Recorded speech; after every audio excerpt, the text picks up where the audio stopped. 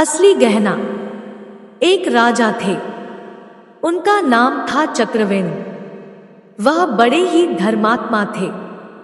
राजा जनता से जो भी कर लेते थे सब जनहित में ही खर्च करते थे। उस धन से अपना कोई कार्य नहीं करते थे। अपने जीविकोपार्जन हेतु राजा और रानी दोनों खेती किया करते थे। उसी से जो पैदावार हो जाता अपनी गृहस्थी चलाते, अपना जीवन निर्वाह करते थे। राजा रानी होकर भी साधारण से वस्त्र और साधारण सात्विक भोजन करते थे। एक दिन नगर में कोई उत्सव था तो राज्य की तमाम महिलाएं बहुत अच्छे अच्छे वस्त्र और बेशकीमती गहने धारण किए हुए आई और जब रानी को साधारण वस्त्रों में देखा तो कहने लगी कि आप तो हमारी मालकिन हो और इतने साधारण वस्त्रों में बिना गहनों के, जबकि आपको तो हम लोगों से अच्छे वस्त्रों और गहनों में होना चाहिए। यह बात रानी के कोमल हृदय को छू गई और रात में जब राजा रनिवास में आए तो रानी ने सारी बात बताते हुए कहा कि आज तो हमारी बहुत फजीहत बेइज्जती हुई। सारी बात सुनने के बाद राजा ने कहा, क्या करूं, मैं खेती करता हूं, जितनी कमाई होती है घर गृहस्थी में ही खर्च हो जाता है। क्या करूं, प्रजा से आया धन मैं उन्हीं पर खर्च कर देता हूं।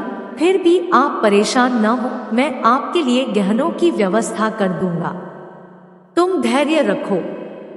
दूसरे दिन राजा ने अपने एक दूत को बुलाया और कहा कि तुम लंकापति रावण के पास जाओ और कहो कि राजा चक्रवेणु ने आपसे कर मांगा है और उससे सोना ले आओ।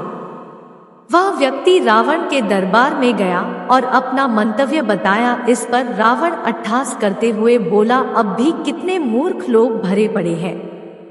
मेरे घर देवता पानी भरते हैं और मैं कर दूंगा। उस व्यक्ति ने कहा कि कर तो आपको अब देना ही पड़ेगा, अगर स्वयं दे दो तो ठीक है। इस पर रावण क्रोधित होकर बोला कि ऐसा कहने की तेरी हिम्मत कैसे हुई, जा चला जा यहाँ से। रात में रावण मंदोदरी से मिला तो यह कहानी बताई। मंदोदरी पूर्ण रूपेण एक पतिव्रता स्त्री थी। यह सुनकर उनको चिंता हुई और पूछने लगी कि फिर आपने कर दिया या नहीं। तो रावण ने कहा, तुम पागल हो, मैं रावण हूँ, क्या तुम मेरी महिमा को जानती नहीं?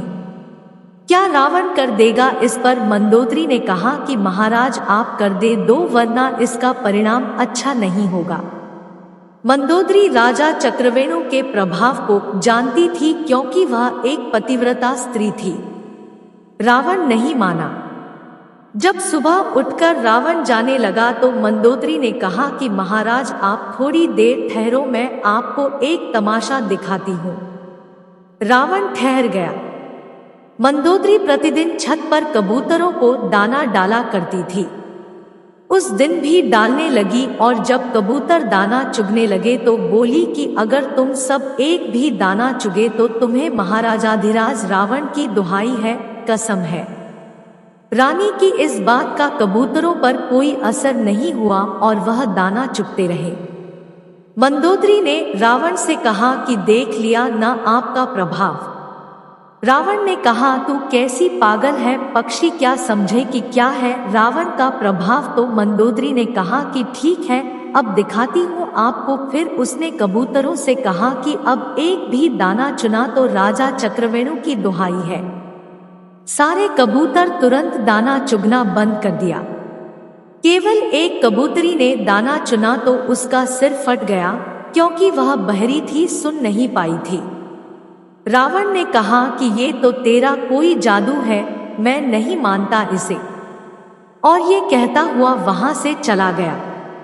रावण दरबार में जाकर गद्दी पर बैठ गया। तभी राजा चक्रवेणु का वही दूत पुनः दरबार में आकर कहने लगा कि आपने मेरी बात पर रात में विचार किया या नहीं?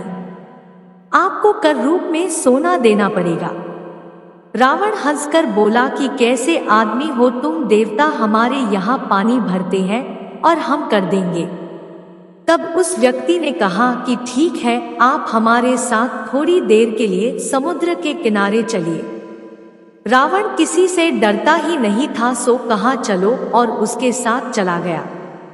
उसने समुद्र के किनारे पहुंचकर लंका की आकृति बना दी और जैसे 4 दरवाजे लंका में थे वैसे दरवाजे बना दिए और रावण से पूछा कि लंका ऐसी ही है ना? तो रावण ने कहा हाँ ऐसी ही है। तो तुम तो बड़े कारीगर हो। वह आदमी बोला कि अब आप ध्यान से देखें, महाराज चक्रवेणु की दुहाई है।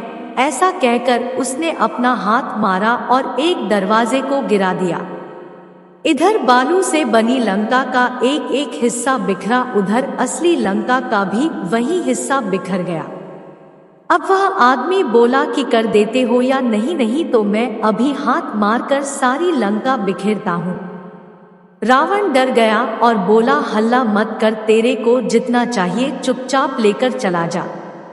रावण उस व्यक्ति को ले जाकर कर के रूप में बहुत सारा सोना दे दिया। रावण से कर लेकर वह आदमी राजा चक्रवेणु के पास पहुंचा और उनके सामने सारा सोना रख दिया। चक्रवेणु ने वह सोना रानी के सामने रख दिया कि जितना चाहिए उतने गहने बनवा लो। रानी ने पूछा कि इतना सोना कहाँ से लाए? राजा चक्रवेणु ने कहा कि यह रावण के यहाँ से कर रूप में मिला है। रानी को बड़ा भारी आश्चर्य हुआ कि रावण ने कर कैसे दे दिया। रानी ने कर लाने वाले आदमी को बुलाया और पूछा कि कर कैसे लाए? तो उस दूत ने सारी कथा सुना दी। कथा सुनकर रानी चकरा गई और बोली कि मेरे असली गहना तो मेरे पतिदेव ही है, दूसरा गहना मुझे नहीं चाहिए। गहनों की शोभा पति के कारण ही है, पति के बिना गहनों की क्या शोभा? जिनका इतना प्रभाव है कि रावण भी भयभीत होता है, उनसे बढ़कर गहना मेरे लिए और हो ही नहीं सकता। रानी ने उस दूत से कहा कि जाओ यह सब सोना रावण को लौटा दो और कहो कि महाराज चक्रवेणु तुम्हारा कर स्वीकार नहीं करते। शिक्षा: मनुष्य को देखा देखी न पाप न पुण्य करना चाहिए और सात्विक रूप से सत्यता की शास्त्रोक्त विधि से कमाई हुई दौलत में ही संतोष करना चाहिए। दूसरे को देखकर मन को बढ़ावा या पश्चाताप नहीं करना चाहिए। धर्म में बहुत बड़ी शक्ति आज भी है, करके देखिए, निश्चित शांति मिलेगी।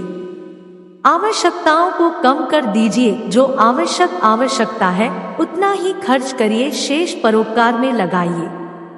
भगवान तो हमारे इन्हीं कार्यों की प्रतीक्षा में बैठे हैं, मुक्ति का द्वार खोले। किंतु यदि हम स्वयं नरकगामी बनना चाहे तो भगवान का क्या दोष। ऐसे ही और वीडियो के लिए हमारे चैनल को सब्सक्राइब करें और वीडियो को लाइक करें। धन्यवाद।